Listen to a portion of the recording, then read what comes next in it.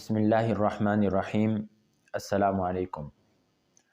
आज का हमारा ओपन टॉक एक ख़ास हवाले से है और वो ये है कि ट्विटर पर जो ट्रेंड चल रहे हैं आज हम उस पर बात करेंगे। वीडियो शुरू करने से पहले मैं आप नाज़रीन से गुजारिश करूँगा कि हमारे फेसबुक पेज को भी फॉलो कर लें और हमें यूट्यूब चैनल पर भी हमें फॉलो करें और कमेंट सेक्शन में अपनी राय का इजहार ज़रूर करें। सोशल मीडिया पे अभी 2-3 दिन एक ट्रेंड चलता रहा है और वो ट्रेंड पीटीआई की तरफ से चलाया गया है। वो ट्रेंड क्या है कि बगावत अब फ़र्ज़ है, इस निज़ाम से बगावत फ़र्ज़ है। और उसके साथ साथ उन्होंने जो हमारी आर्मी की क़यादत है उसकी तस्वीर भी मेंशन की हुई हैं। बाकायदा नाम लेकर उन पर तंज़ किया जाता है और उनके ख़िलाफ़ ट्रेंड बनाया जा रहा है। ये तो आप भी जानते हैं, हम भी जानते हैं कि पीटीआई ट्रेंड बनाने में माहिर है। इनका जो सोशल मीडिया सिस्टम है वो इंतहाई मुनज़्ज़म है। वो पाकिस्तान में न अब किसी दूसरी सियासी पार्टी का है, न इससे पहले किसी सियासी पार्टी का था। ज़ाहिर है कि उसमें इन्होंने बड़ी बड़ी कंपनियां भी हायर की हुई होती हैं। अरबों रुपए के फ़ंड लगाकर इन्होंने अपने सोशल मीडिया विंग्स बनाए हुए हैं। सरकारी ख़जाने से वो तनख्वाहें भी देते रहे हैं। अब का मुझे पता नहीं अब उनका सिस्टम कैसे चल रहा है, लेकिन अब तक की सूरत हाल यही है। गुज़श्ता चंद सालों में उन्होंने जो ट्रेंड बनाए हैं वो तो इंतहाई शर्मनाक थे ही, लेकिन अब जो ट्रेंड बनाया गया है ये मुख्तलिफ़ हवालों से ख़ुद पीटीआई के लिए भी नुकसानदेह है। अगर हम गुज़श्ता ट्रेंडों की बात करें उसमें ख़ुसूसी तौर पर उन्होंने जो ट्रेंड बनाए वो अगर कोई सहाफ़ी इनके किसी सियासी पार्टी से सियासी पॉलिसी से इख्तिलाफ़ करता तो उसकी ज़ात पर हमलावर होना शुरू हो जाते। हत्ता कि अगर कोई सहाफ़ी जो न कि नून लीग को सपोर्ट कर रहा है, न पीपी को, न जीयूआई, न एएमपी, किसी भी दूसरी पार्टी को सपोर्ट नहीं कर रहा, उन पर भी तनकीद कर रहा है। लेकिन अगर उसने पीटीआई पर तनकीद की तो उसके ख़िलाफ़ इन्होंने बाकायदा ट्रेंड बनाना शुरू किए।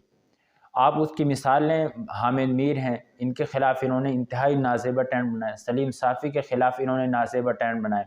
आसमा शराज़ी जो ख़ातून साफ़ी हैं, कॉलमनिस्ट भी हैं, उनके ख़िलाफ़ भी इन्होंने इंतहाई बेहुदा ट्रेंड बनाए। बाकी मरियम नवाज़ और दूसरी सियासी पार्टी की ख़वातीन के बारे में जो ट्रेंड बने हैं वो तो एक अलग बात है, लेकिन जो सहाफ़ी हैं उनके ख़िलाफ़ भी जो ट्रेंड बनाएंगे और इंतहाई गलीज़ा और बेहुदा ट्रेंड, इस तरह के ट्रेंड के वो अल्फाज भी मैं आपके सामने मुँह से अदा नहीं कर सकता। तो ये तो आपने गुज़श्ता इनके ट्रेंड्स देखे। आ जाते हैं अब के ट्रेंड की तरफ। अब इन्होंने जो ट्रेंड बनाया है वो ये था कि बगावत फ़र्ज़ है। क्या पैगाम देना चाहते थे कि इस निज़ाम से बगावत फ़र्ज़ है।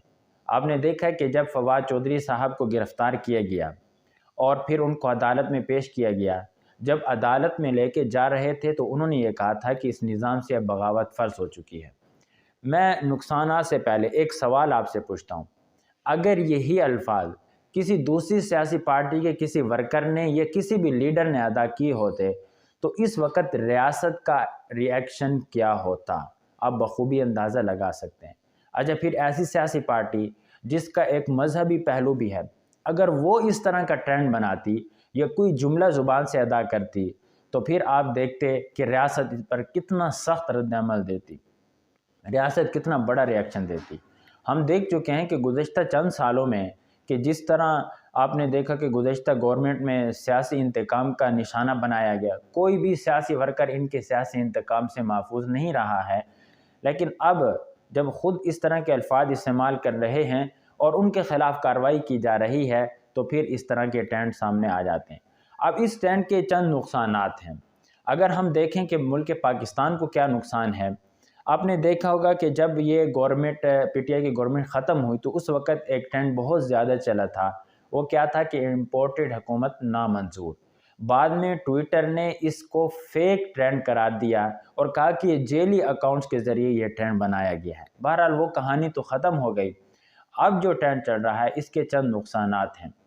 पहला नुकसान रियासत पाकिस्तान को ये है कि जो आप माशी इस्तेहकाम के लिए सबसे ज़्यादा ज़रूरी होता है कि आपका सियासी इस्तेहकाम हो। अगर सियासी स्टेबिलिटी होगी तो फिर इकानमी को फ़ायदा होगा। अगर सियासी इंतशार होगा, सियासी आदम इस्तेहकाम होगा تو بیرون ملک کا جو انویسٹر ہے وہ آپ کے ملک میں انویسٹ نہیں کرے گا. اس کو پتہ ہے کہ یہاں کے حالات ایسے چل رہے ہیں، تو اگر میں یہاں انویسٹ کروں گا میرا پیسہ تو ڈوب جائے گا. تو اس وجہ سے وہ بھی انویسٹ کرنے سے پھر گھبراتا ہے.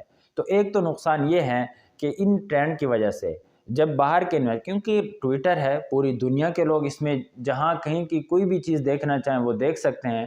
تو جب وہ دیکھتے ہیں کہ یہاں کے سیاسی حالات کیا ہیں، وہ اسٹڈی کرتے ہیں، جائزہ لیتے ہیں، تو جب اس طرح کی چیزیں سامنے آتی ہیں تو پھر وہ آپ کا انویسٹر آپ کے ملک میں انویسٹ نہیں کرتا. جب انویسٹ نہیں کرتا، باہر سے ڈالر نہیں آتے، تو پھر ظاہر ہے کہ آپ کی اکانومی برباد ہونا شروع ہو جاتی ہے. دوسرا نقصان یہ ہے کہ جب آپ آرمی کے آفیسرز کی، ان کے کور کمانڈرز کی، آرمی چیف کی آپ تصاویر لگا کر اس طرح کی کام کریں گے تو جو آپ کے دشمن ممالک ہیں وہ اس سے بہت خوب اور اچھی انداز سے اس کا فائدہ اٹھائیں گے اور اٹھاتے ہیں. آپ نے دیکھا کہ گزشتہ سالوں میں بھی سیاسی پارٹیوں نے آرمی کے جو سیاست میں مداخلت کے حوالے سے جو ان کی پالیسی تھی اس سے سخت اختلاف کیا ہے. بلکہ اس حوالے سے جے یو آئی نے تو کھل کر میدان میں بھی کام کیا ہے اور تنقید بھی کی ہے. لیکن آپ نے یہ بھی جانچا ہوگا کہ جو بھی سیاسی پارٹی ہے اس نے تنقید کی ہے لیکن الفاظ کا چناؤ انتہائی محتاط کیا ہے. اب وہ الفاظ کا چناؤ محتاط مطلب آپ تنقید بھی کر رہے ہیں، ان کے پالیسی سے اختلاف بھی کر رہے ہیں، لیکن کوئی تیسرا آدمی یا تیسری قوت اس تنقید سے کوئی فائدہ نہیں اٹھا سکتے. لیکن یہ جو ٹرینڈ چلائے جا رہے ہیں اس کا فائدہ انڈیا اچھی طرح سے اٹھا رہا ہے. وہ میڈیا کے ذریعے مزید اس پروپیگنڈے کو ہائی لائٹ کر رہا ہے. وہ مزید بیرونی دنیا کو یہ دکھانا چاہ رہا ہے کہ یہاں کی تو فوج کے بارے میں اس کی عوام اس کے خلاف ہے.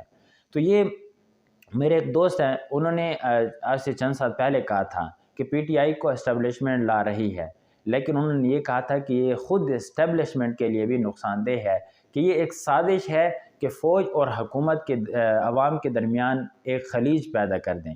ظاہر ہے کہ اس میں فوج میں بیٹھے ہوئے لوگوں کو بھی کچھ قصور ہوا کرتے ہیں، لیکن بعد میں انہوں نے کہا کہ یہ پارٹی ان کے خلاف ہو جائے گی اور اس طرح فوج اور عوام کے درمیان ایک بہت بڑا گیپ پیدا کیا جائے گا. اور آج ہم دیکھ رہے ہیں، ہم آبزرو کر رہے ہیں کہ بالکل اسی طرح سیم وہی سسٹم آج بھی چل رہا ہے.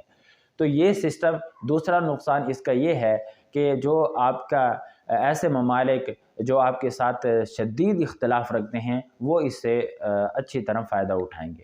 اور تیسرا جو نقصان ہے وہ خود پی ٹی آئی کو ہے.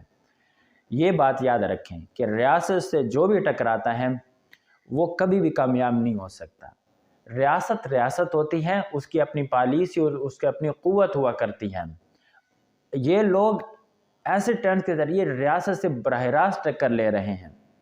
اب ریاست بظاہر تو اس وقت خاموش آپ کو نظر آ رہی ہے، لیکن وقت آنے پہ جو لوگ بھی اس ٹرینڈ میں حصہ لے رہے ہیں ان کے خلاف کارروائی ہوگی، کیونکہ یہ ملکی سالمیت کے خلاف ہے اور ملکی سالمیت پر کسی قسم کا کوئی آدمی بھی کمپرومائز نہیں کر سکتا. تو اس ٹرینڈ کے پھر آپ دیکھیں کہ یہ خود تو اس طرح کے ٹرینڈ بنا رہے ہیں. گزشتہ گورنمنٹ میں یہ خود انتقامی کارروائیوں میں اتنے مصروف تھے. کون سا ایسا سیاسی لیڈر ہے جس کے خلاف انہوں نے کارروائی نہیں کی؟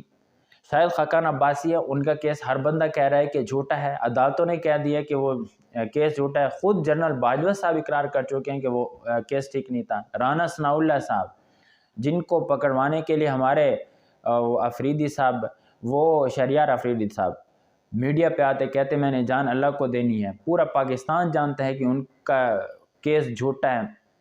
انہوں نے کسی بیوروکریٹ کو نہیں چھوڑا، حتیٰ کہ بزرگ صحافیوں کو نہیں چھوڑا. عرفان صدیقی صاحب رات 2 بجے ان کے گھر چھاپہ مار کے بغیر کسی وجہ کے ہتھ کڑی لگا کر ان کو گرفتار کیا گیا. یہاں پر یونیورسٹی کے جو پروفیسرز ہیں، یہاں پر جو استاد ہیں، ان کو ہتھ کڑیاں لگائیں گی، ہتھ کڑیاں لگا کر ہسپتال میں ان کے چیک اپ کے لیے یہاں تک کہ ڈیتھ ہو گئی پھر بھی ہتھ کڑیاں نہیں کھولی گئی. یہ کام تو یہ خود کرتے رہے.